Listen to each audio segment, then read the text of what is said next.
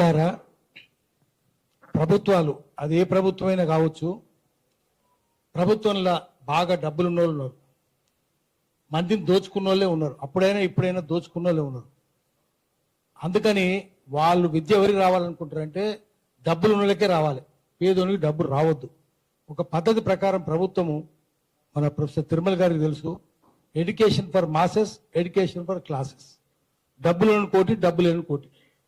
Public school government పెట్టింది, Hyderabad public school మిత్రులు ఇక్కడ కూర్చున్నారు, అది డబ్బులున్న వాళ్ళ కోసమే ప్రభుత్వం పెట్టిందే ఒకప్పుడు. సరే, ఇప్పుడు ఆ ప్రభుత్వం పేరుతో ప్రైవేట్ వాళ్ళ చేతులకు పోయింది, అంత దొంగల చేతులకు పోయింది హైదరాబాద్ పబ్లిక్ స్కూల్. అట్లే యూనివర్సిటీస్ కూడా జేఎన్యూకి ఒక రకమైన గ్రాంట్స్, ఉస్మానియాకి ఒక రకమైన గ్రాంట్స్. అప్పుడు యూనివర్సిటీల్లో కూడా తేడాలి, మళ్ళీ డబ్బులున్న వాళ్ళే అక్కడ పోతారు, తక్కిన వాళ్ళు పోరు. ఇది ప్రభుత్వం ఒక పద్ధతి ప్రకారం పేదోనికి విద్య రావద్దు. ఎందుకంటే విద్య వస్తే ప్రభుత్వం దృష్టిలో ప్రజలకు విద్య వస్తే శాంతి భద్రతలకు విఘాతం కలుగుతుంది. ప్రశ్నిస్తాడు కదా, నువ్వు ఈ తప్పు చేస్తున్నావు, నువ్వు ఈ తప్పు చేస్తున్నావు, ఈ తప్పు చేస్తున్నావు. ఒకవేళ విద్య వచ్చినా కూడా వాడు మందు కొట్టాలి, జర్దా తినాలి, గుట్కా తినాలి, మత్తులు ఉండాలి, సావాలి.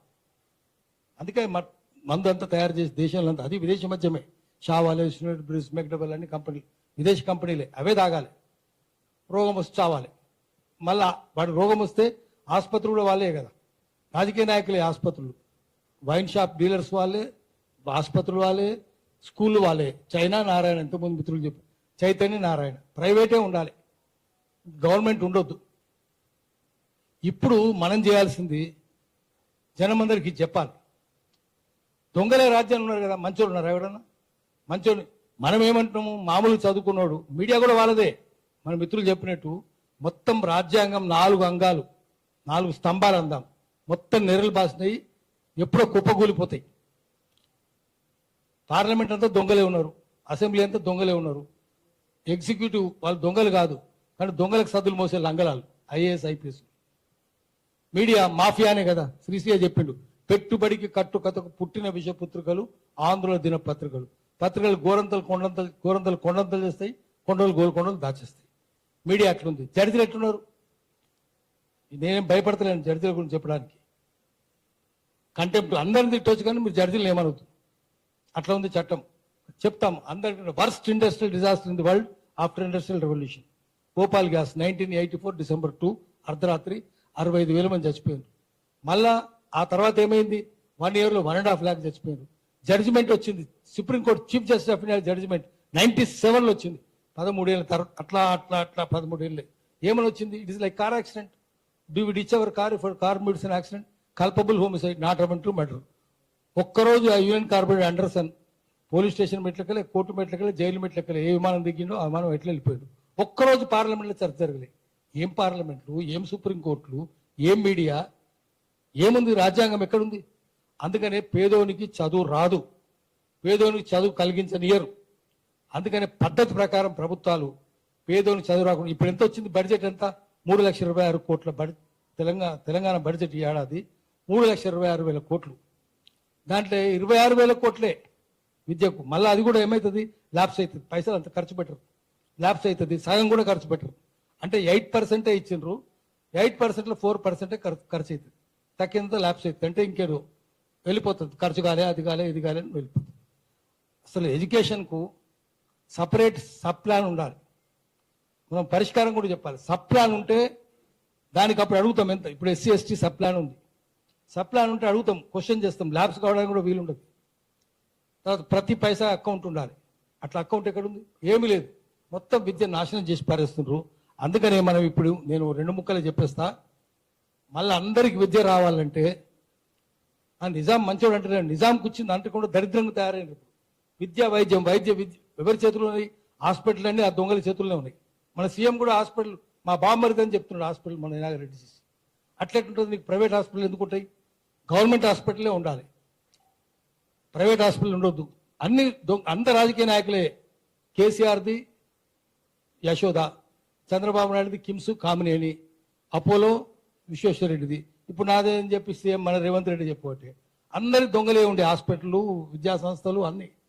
అందుకని మనం ఇప్పుడు చేయాల్సింది ఏంటంటే ప్రైవేట్ ఏది ఉండొద్దు, విద్య ఉండొద్దు, వైద్యం ఉండొద్దు. ఉంటే వీపు పగలగొడతామని చెప్పాలి. వాడు ఏ ముఖ్యమంత్రి అయినా కానీ ఏ పార్టీలోనైనా కానీ బీజేపీ కూడా చేస్తుందా? బీజేపీ కూడా దొంగల చేతులకి పోతుంది. దానికోసం మనం చేయాల్సింది ఏంటంటే, ఆ రోజు విద్య రాకుండా చేస్తే సావిత్రిబాయి పూలే ఎవరు రావద్దు చదువుకోవద్దంటే ముందు ఆమె బ్రాహ్మణ స్త్రీలకే చెప్పింది. వాళ్ళ పెండ కొట్టి పియ్య కొట్టి రాళ్ళు కొట్టి చంప చూస్తే కూడా చదువు చెప్పింది సావిత్రిబాయి పూలే, జ్యోతిరావు పూలే ఇద్దరు చెప్పిండ్రు. మళ్ళీ మనం సావిత్రిబాయి పూలే జ్యోతిరావు పూలేని పెట్టుకొని ప్రజలందరికీ విద్య రావాలి, పేదోళ్ళకే విద్య రావాలి అని చెప్పి పోరాటం చేయాలి. దానికోసం మీకు మా సోగ్రా ఉంది, మా కృష్ణలత ఉన్నది, మా అమ్మాయి, ఇట్లా మీలను ముందు పెట్టుకుందాం.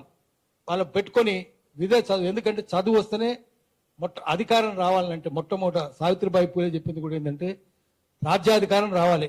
అంబేద్కర్ అన్నాడు పొలిటికల్ పవర్ ఇస్ మాస్టర్ కి అన్నాడు. ఆ మాస్టర్ కి ఎట్లా వస్తుంది? ఫస్ట్ మొట్టమొదటి మెట్టు ఏంటంటే విద్యా సాధికారత, ఎడ్యుకేషన్ ఎంపవర్మెంట్. ఎడ్యుకేషన్ వస్తే ఉద్యోగం వస్తుంది, ఉద్యోగం వస్తే ఆర్థిక సాధికారత వస్తుంది, ఆర్థిక సాధికారత వస్తే గౌరవం వస్తుంది, అప్పుడు సామాజిక సాధికారత వస్తుంది, అప్పుడే రాజ్యాకాంక్ష కలుగుతుంది. రాజ్యాకాంక్ష కలిగినప్పుడే మీకు రాజ్యాధికారం వస్తుంది. ఆ తర్వాత కాన్స్టిట్యూషనల్ పవర్ కూడా రావాలి. అంటే అన్ని అంగాల్లో జ్యుడిషియరీ, ఎగ్జిక్యూటివ్, పార్లమెంటు, మీడియా అన్ని మన చేతుల్లో ఉండాలి. అప్పుడే కాన్స్టిట్యూషనల్ పవర్స్ వస్తుంది. దానికోసం మనం సావిత్రిబాయి పూలే, జ్యోతిరావు పూలే బొమ్మలు పెట్టుకొని ఇక్కడ నుంచి ఒక దీక్ష తీసుకొని పోదాం, పోరాటమే చేద్దాం, బడత పట్టుకుందాం. టీచర్ చేతిలో బడత ఉంటుంది కదా, ఆ బడత పట్టుకుందాం, అధికారంలో పొట్టు కొడదాం. అట్లయితేనే వస్తుంది. దానికోసం ఇన్ని వేల, మొత్తం 39,000 బడులుంటే ప్రభుత్వ పాఠశాలలు, అవి ఇప్పుడు 27,000 వచ్చినాయి. మళ్ళీ 23,000-24,000 మూసేస్తారు, 3,000 మిగులుతాయి.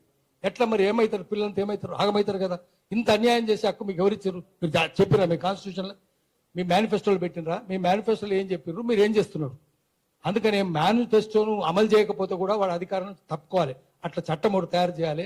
మనం ప్రభుత్వాన్ని అడుగుదాం. నీ మేనిఫెస్టో ప్రతిరోజు ఒక మనం మేనిఫెస్టో గురించి, రఘు ఇక్కడ ఉన్నాడు, నువ్వు మేనిఫెస్టో రఘు రోజు ఒకటి ప్రోగ్రామ్ చేయండి. నువ్వు మేనిఫెస్టోలో ఏం చెప్పినావు, ఏం చేస్తున్నావు, నువ్వు ఎటుపోతున్నావు, దాని మీద మీడియాలో చర్చ పెట్టాలి.